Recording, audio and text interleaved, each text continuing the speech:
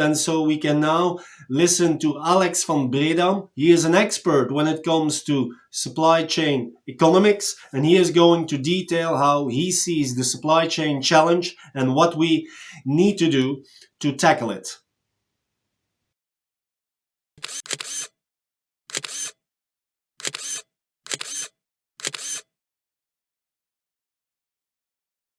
Hello, I'm Alex Van Breedam. Year 2020 is known as the year zero of real supply chain management, because the start of the lockdown was in fact the start of the era of VUCA. VUCA stands for volatility, uncertainty, complexity and ambiguity. Very early in 2020, and that was in January, the lockdown started in China. In March 2020, the lockdown came to Europe, right? And then we have been confronted in a non-stop sequence of events that occurred in an overheated, inflationary economy with supply chain shortages, and that in a cocktail of geopolitical war and tensions. The question is, will we ever go back to a new normal? After COVID, we experienced a non-stop sequence of disruptions and bottlenecks, and these are hitting companies unevenly across sectors and regions. But it's clear that some of these are hitting really hard to an entire economy. Also, the repeated lockdowns in China because of their China zero COVID policy. But also there was the blockage of the Suez Canal by the Ever Given. We suffered a number of supply shortages. We had the driver shortages in road transport, and these were even emphasized. We have labor shortages all over the supply chain. It's very difficult to find labor force to populate the supply chain. And of course, we had the container shortage. You remember the delays that we had in sending back the empty containers to China while we were in lockdown here. And this means that there was a huge delay of full containers with manufactured goods coming from China to here. And they all came together, and that created a lot of port congestion, vessel shortages, and so on.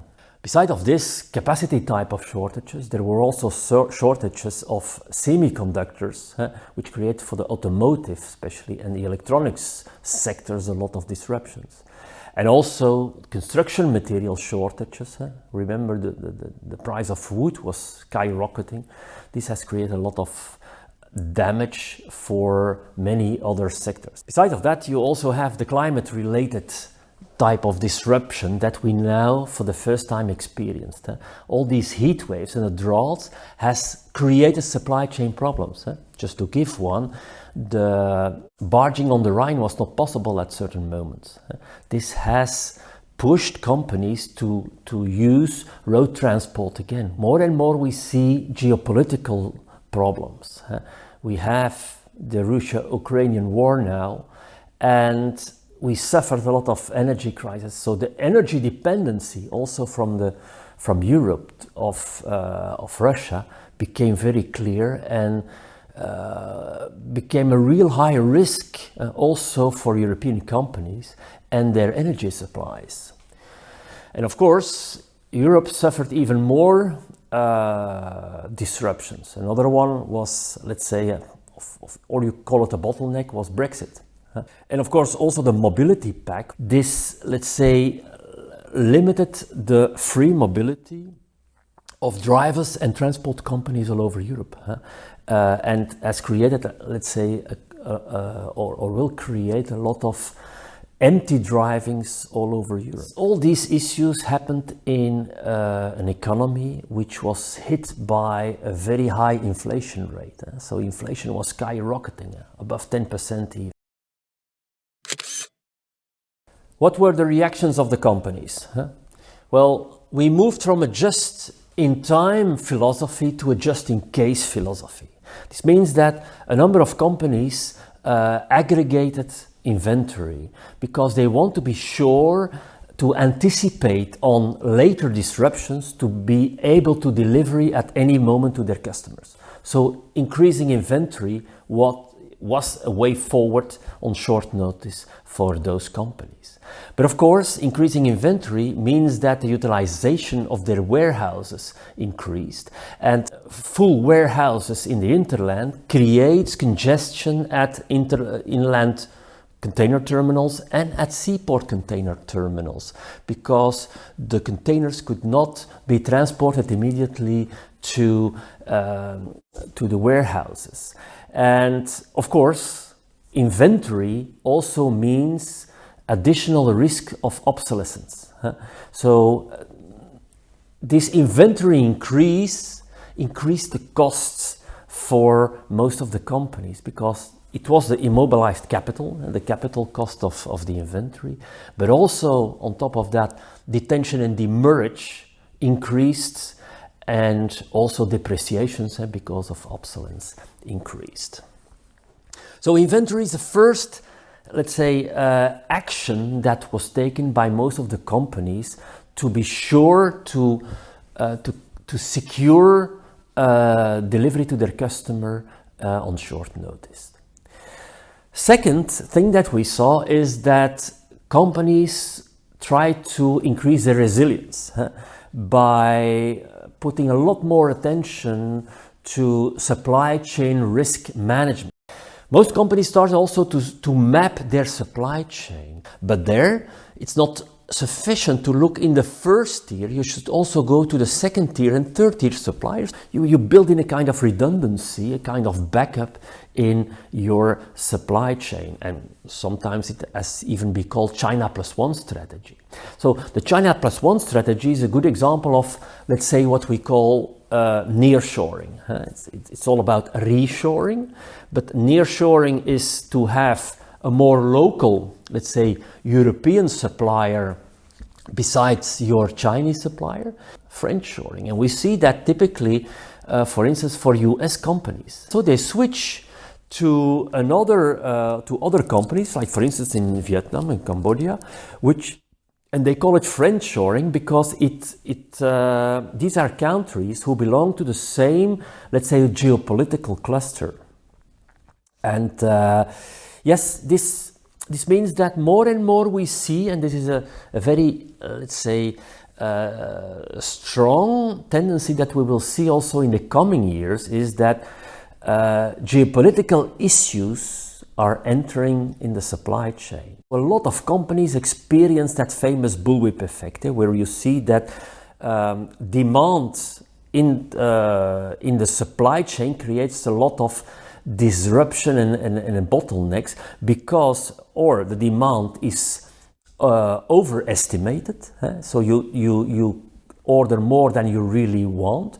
And second, you have a number of intermediaries in the supply chain who aggregate every time a demand and delay the passing of the demand to his previous or to his supplier until he has aggregated sufficient demand. Your goods are delivered much too late, and when you need them, you don't have them, and when you don't need them anymore, you will be supplied. And this bullwhip effect, how can you reduce it? Well, very simply, by having a faster flow of your demand throughout upstream the supply chain. And we saw that a number of companies let's say, accelerated their digitalization effort in a way to be able to get this faster flow of their demand throughout their supply chain to their all their suppliers. The second way to improve or to reduce the bullwhip effect, of course, is to reduce the intermediaries in your supply chain, to reduce the links in your supply chain. And of course, the winning companies, but we should not forget there are also some winning companies in the COVID crisis, are companies who succeeded to pass their costs and their additional costs due to energy, due to all kind of shortages or whatever, well, they managed to pass this cost to their customers. We are now coming at the end of 2022. And what is the situation in the market right now? First, we see that the growth of e-commerce that we had during COVID is now slowing down. Second, the profit of the shipping lines was skyrocketing after COVID. And this gave them the opportunity to invest in new builds. New vessels are coming on the market, and we expect by 2024 to have more than 6 million TEU entering the market. This means that the existing fleet size will be extended by 25%. This will definitely have an effect on the capacity first, but also on the rates. We will expect again that the fare rates will continue to go down, especially on the China-Europe corridor and the China-US corridor. Second result of the high profits of the shipping line is that they start to acquire other logistics actors. So some have acquired rail companies, others have acquired air companies, and still others are trying to offer more and more a one-stop shop. So they acquire road transport companies to bring the containers from the container terminals to the doorstep of the customer. Meanwhile, we saw that the Drewry World Container Index is continuously going down. Now it is at 75% already of the peak of September 2021. So we see that fare rates are slowing down, are going down quite rapidly to come to their, let's say, pre-COVID level very soon. Road freight transport prices are still high, are still rising, but at a slower rate since the third quarter of 2022. So they are still increasing because there is still a capacity shortage. There is and there will be a driver shortage for many, many years still. But we see that the huge increase in road transport prices is slowing down. If supply chain disruptions continues to ease at the same pace as this year, so as 2022, then we expect inflation to drop back to 2% by the end of 2024. And this means also that most disruptions, or at least the ones we know now, will be flattened out by the end of 2024. But the question is, what are other disruptions that will come in the next period? That's unclear. We cannot predict any disruption at this moment, of course. An overall conclusion might be for the year 2022 that the key role of supply chain management has really been confirmed. Besides the disruptions and the bottlenecks, there are ongoing threats, and two major threats stay there. The first one is the changing consumer behavior. We know that consumer behavior is moving also the market of logistics. We see that, and we expect that almost 25% of all sales will be e-commerce sales in the future. Although we're not there yet, we are moving towards that 25%, but we see that the current logistics systems are in fact failing in offering appropriate and sustainable logistics for e-commerce. This remains the case, and we did not find adequate solutions for doing sustainable and efficient logistics in e-commerce. That is a major threat, because we see that Amazon and the Amazonization of logistics is taking place. And we should not forget that Amazon has no legacy in retail and has no legacy in a retail logistics. It started immediately in e-commerce and e-commerce logistics. Amazon Logistics is becoming one of the most powerful logistics companies in the US already. It has a market share of more than 22% and it outperforms FedEx already. It comes very close to US Postal. And if they decide to insource the only part of the Amazon flows who are still outsourced, then they might overtake the entire market. And don't forget, Amazon Logistics has intelligence on the customer that no one of the other traditional and pure supply chain players, so those logistics service providers and last mile logistics, do not have this intelligence. This intelligence on a customer, on his behavior, allows them to put forward their inventory with goods that a customer will need very soon. And this information is not there at the traditional service providers. So they have a competitive advantage and they will seize that competitive advantage in the market. So it is important to realize that strong, sustainable and efficient solution should be formulated for e-commerce in the future. Second, we're still struggling with sustainability in logistics. We know that 16% approximately of all greenhouse gas emissions are due to transport.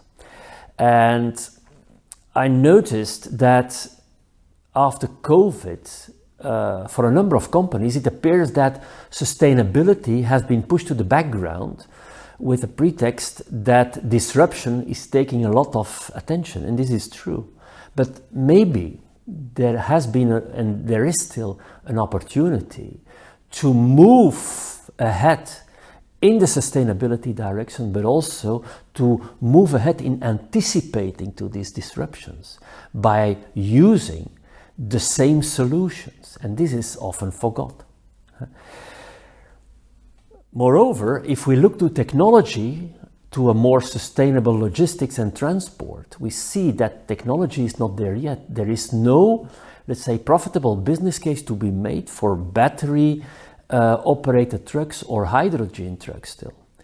And especially if the shippers are not prepared to pay the logistics provider a markup to do so, right?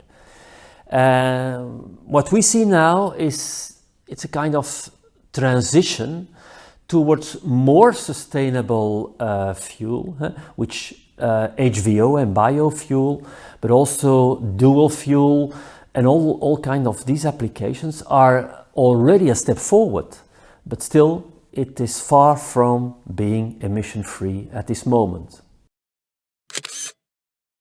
At the end of 2022, I want to formulate my recommendations to companies. First, anticipation and resilience is very important, right?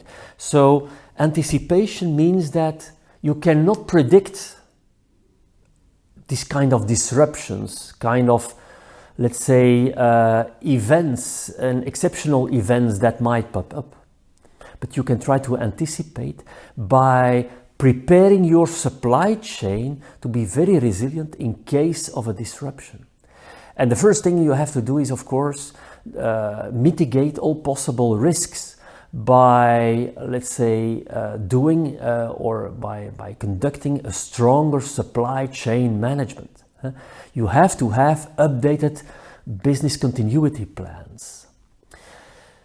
You should not invest too much money in tools that do forecast based on historical data only, because we know that the new normal is not going to come again on short notice. So you should preferably work on, let's say, tools that look forward and try to scan the environment, or let's say to scan the news in the countries in which you are active to see whether instability might come or disruptions might come. So all kind of techniques of artificial intelligence and data mining might be helpful in this. But again, it is very predictive, it's difficult, and it will cost a lot of money without having successful outcome, of course, right? Second, the inventory increase and let's say creating or generating inventory to be able to deliver to your customer might be a good way to operate on short notice, but on the long run, as we said, it creates cost, it creates additional risks, obsolescence, and it might even create collateral damage. And for instance, the port congestion is a good example of that. A lot of ports suffer today the fact that interland warehouses are full and they cannot transport the container from the port to that warehouse. Securing transport capacity is key today. It is a way also to anticipate on possible disruption. Securing transport capacity does not mean that you have to reserve all that capacity for you. It has a huge cost, but you have to be able to guarantee that if you need it, you can get the capacity. But that is something, it is more and more difficult to do as a company individual. So if you are operating in groups of companies where you pool capacity, where you pool resources, it will be much easier to do. Moreover, this also fits in the idea of more sustainable logistics, because you should understand that as we are now, or as we have not the technology to make all transport sustainable and emission-free now, we can do something on the reduction of the transport flows. We see that there is a lot of underutilized capacity on one hand, but on the other hand, a capacity shortage. So this means that we can still make use of a lot of empty capacity. And this means that we can do more with less. I mean, we could move more transport flow even with less capacity. But therefore, we have to handle together. An individual company is not able to do so. So you should, as a company, also learn to enter ecosystems, because the ecosystems in the future will bring together those companies who can jointly secure capacity, who can jointly secure labor forces, who can jointly pool all kinds of resources, and also this will accelerate further digitization. And I think, as also Gartner predicts for the coming years, because it was one of their major predictions in 2022, was that the ecosystems will grow rapidly. And we expect by those companies who are let's say, prepared to sit together with other companies to bundle their forces, to bundle their flows, to bundle their capacities, will be the winners in the coming years, because they will be best prepared to all new disruptions and bottlenecks that cannot be predicted, but that will come their way definitely. I thank you for your attention.